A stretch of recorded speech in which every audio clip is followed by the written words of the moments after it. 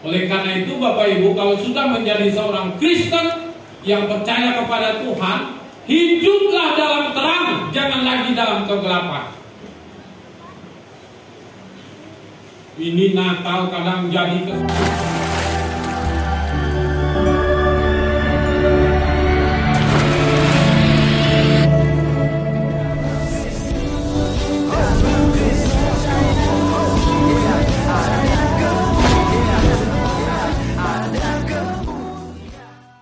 kesempatan untuk mabuk-mabuk. Saya tidak tahulah di Kuala Behe. Saya pikir Kuala Behe beres. Tidak ada orang yang mabuk-mabuk kan? Haleluya. Amin. Haleluya, Pak. Haleluya. Haleluya apa ini? Ya, tidak ada. Tapi di kami waktu Natal banyak sekali orang mabuk. Natal. Katanya bersukacita karena menyambut kelahiran Tuhan. Tetapi disambut dengan cara mabuk.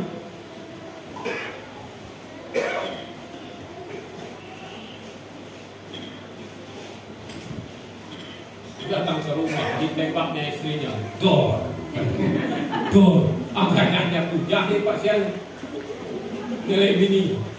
Mewatah katanya. Dah masuk ke dalam botol kali. Maksudnya mabuk Bapak Ibu. Bahaya. Lalu kadang Natal dijadikan kesempatan untuk mencuri kacang orang, kacang goreng. Lalu apa? Minuman kaleng. Di kami itu anak-anak kadang bawa karung. Bawa karung dia, Natalan. Rencananya itu udah pasti mau ambil apa? Minuman kaleng.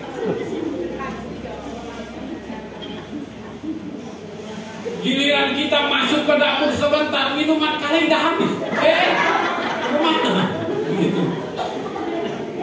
Adakah kejadian itu di daerah ini? Ada. Di kami sering, Pak Bu, sering. Makanya kadang kami tidak mau beli minuman kaleng.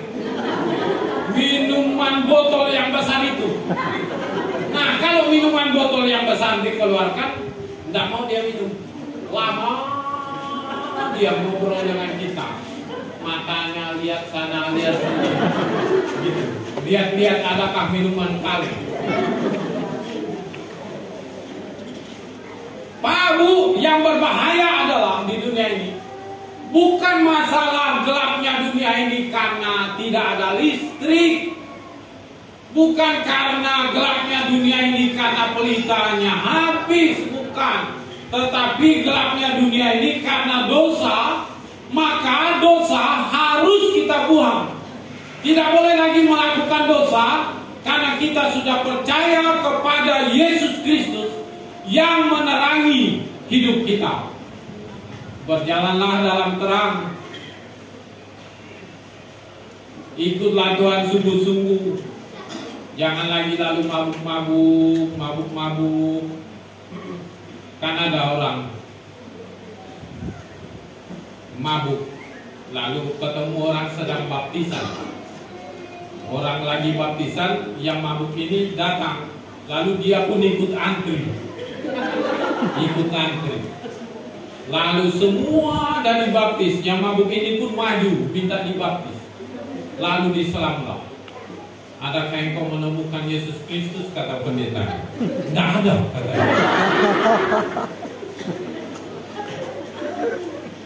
Lalu ditanya lagi, adakah engkau menemukan Yesus Kristus? Tidak ada. Betulkah di sini jatuhnya? Katanya. Lalu dia kira mencari Yesus Kristus dalam air. Kenapa begitu? Karena mabuk. Pak Bu, orang suka minum arak.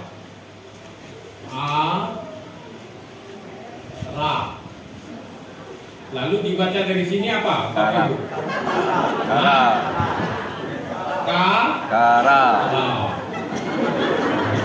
Bapak Ibu ya yang bacanya. Jadi Bapak Ibu, kadang orang kalau minum terlalu banyak itu, Bapak Ibu, mengakibatkan mabuk. akhirnya yang tadinya Arab. Jadi kara. Arab itu kan di bahasa kami, bahasa akhir itu susah artinya. Arab sidik karaja artinya susah betul kerja itu. Lalu kita minum nih yang susah tadi itu. Kita minum yang susah ini. Lalu kita baca dari sini, berubahlah dia menjadi apa? Bapak Ibu yang bilang, saya tanya. Oleh karena itu Bapak Ibu, Tuhan datang nih, menerangi hati kita, menerangi hidup kita, agar kita berjalan dalam terang itu. Jangan sampai kesaksian kita sebagai seorang Kristen sama saja dengan orang yang tidak mengenal Tuhan. Itu yang pertama. Yang kedua, Bapak Ibu, perhatikan ayat 14.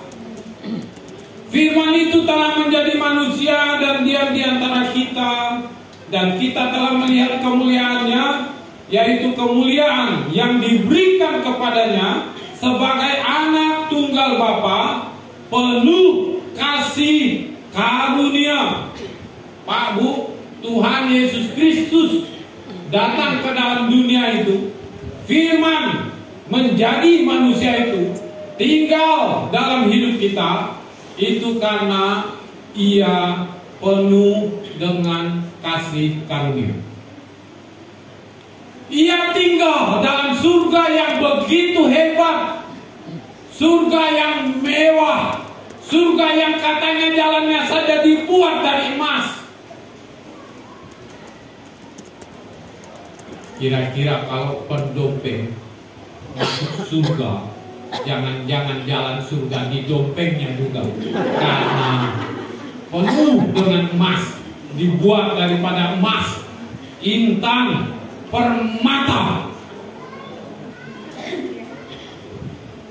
Lalu Bapak Ibu, firman yaitu Yesus Kristus yang tinggal di surga yang mulia itu, kemudian menjadi manusia, tinggal di antara kita.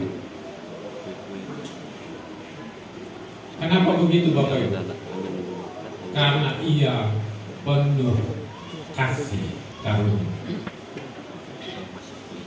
Kalau ia tidak mengasihi kita, tidak repot-repot dia mati di atas kayu salib. Kalau ia tidak mengasihi kita, ia tidak perlu peduli dengan dosa manusia.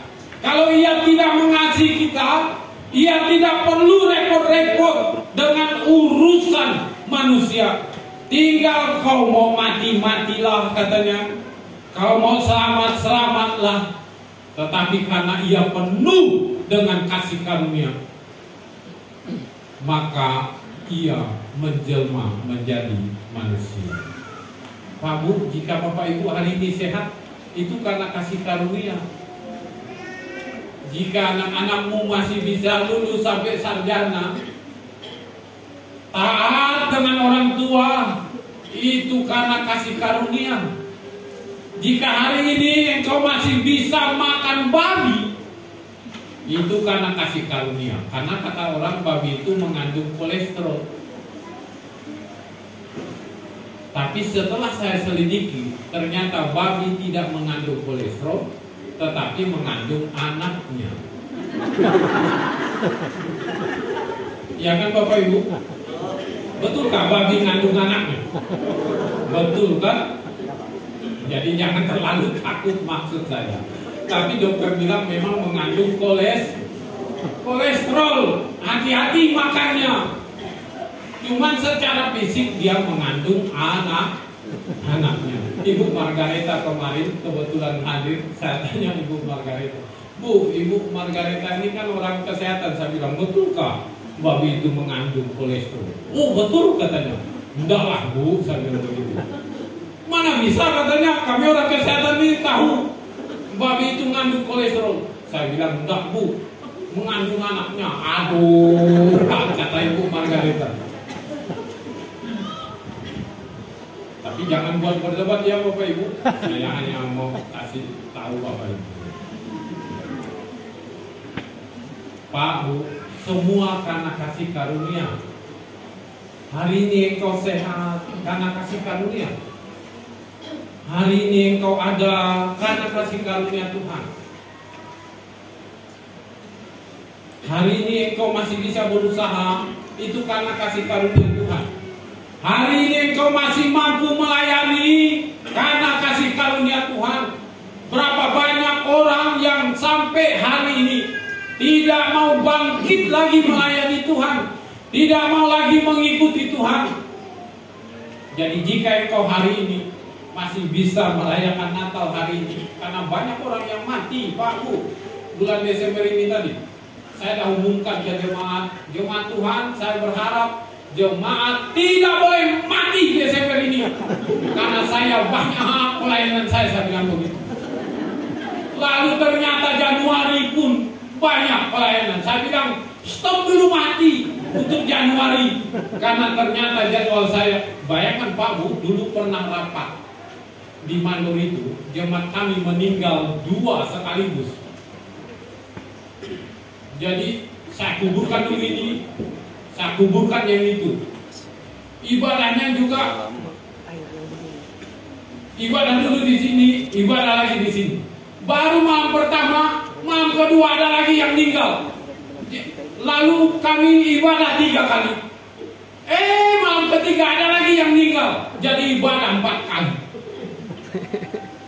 Udah mau besar-besar gini keringat karena pelayanan itu. Jadi Desember ini saya bilang jangan dulu yang mau mati. Jika kira-kira napasmu sudah mulai, tahan dulu, saya bilang selesaikan dulu Desember supaya bisa masuk tahun baru. Pak Bu, ada orang yang dah gitu, nyari-nyari napasnya. Dan kalau bisa bertahan itu karena kasih karunia. Ada di kami itu istri Pak Sirekar, Webutet kami panggilnya. Dia ulang tahun yang ke-69. Lalu saya bilang, Webutet ulang tahun yang ke-69. Lalu kata Alkitab saya bilang, umur manusia hanya 70 tahun. Artinya Webutet siap-siap tinggal 1 tahun. Lalu Webutet bilang apa?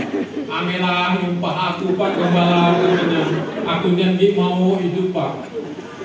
Kenapa menurut Alkitab bahwa Webutet yang juga nyumpah? Ternyata Webutet masih hidup sekitar 7-8 tahun lagi.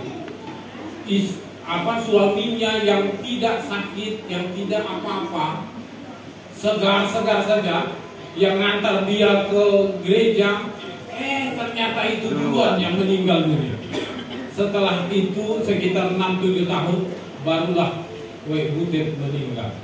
Jadi dia masih mendapatkan bonus beberapa tahun yang diberikan oleh Tuhan, walaupun umurnya waktu itu 69 tahun. Pak Bu, kalau hari ini masih hidup, itu bonus Tuhan. Itu karena kasih karunia Tuhan semata-mata. Oleh karena itu Bapak Ibu, kita harus mensyukuri. Kalau dosa kita diampuni oleh Tuhan, itu karena kasih karunia Tuhan. Kalau Tuhan membebaskan kita dari ikatan dosa, itu karena kasih karunia Tuhan. Bersyukur karena kita memiliki Tuhan yang berani bertindak untuk dosa kita, membebaskan kita dari segala ikatan dosa. Yang terakhir Bapak Ibu, di ayat 14 itu tadi, firman itu telah menjadi manusia dan diam di antara kita. Pak Bu, Tuhan kita ini dulu jauh di surga. Saya mau sampaikan bagian ini terakhir. Tuhan kita itu jauh dulu tinggalnya di surga. Lalu untuk menyapa Tuhan dalam perjanjian lama harus melewati imam-imam.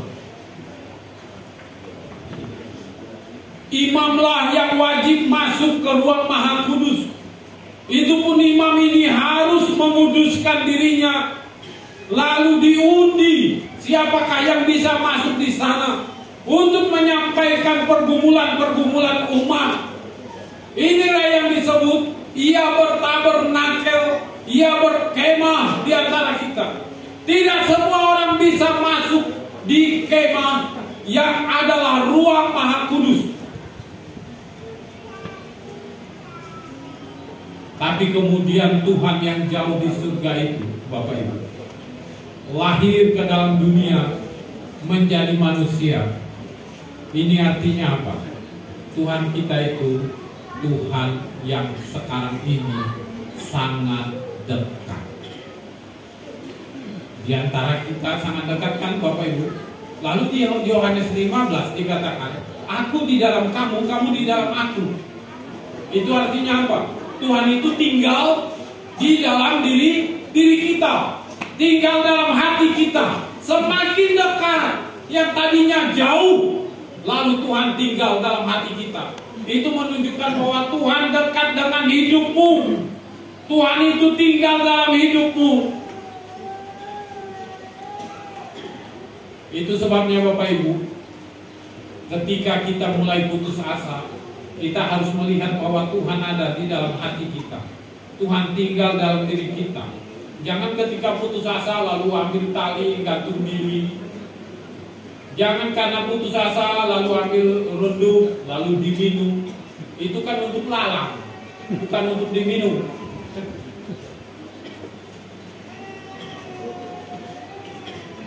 Tuhan kita itu Tuhan yang dekat. Lalu Tuhan yang tinggal di dalam diri kita. Pak Bu, Tuhannya orang kadang tinggalnya di mana? Kadang tinggalnya di pohon-pohon. Tuhannya orang kadang tinggalnya di mana Pak Bu? Kadang di batu-batu besar. Tuhannya orang Bapak Ibu kadang tinggalnya di mana? Di tempat-tempat keramat. Tetapi Tuhan tinggalnya di antara kita. Dan saya lebih spesifik lagi mengatakan Tuhanmu tinggal di dalam dirimu.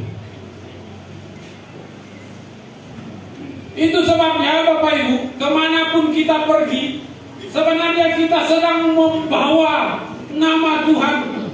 Kemana kita pergi, sebenarnya kita sedang menyaksikan Tuhan yang ada dalam diri kita.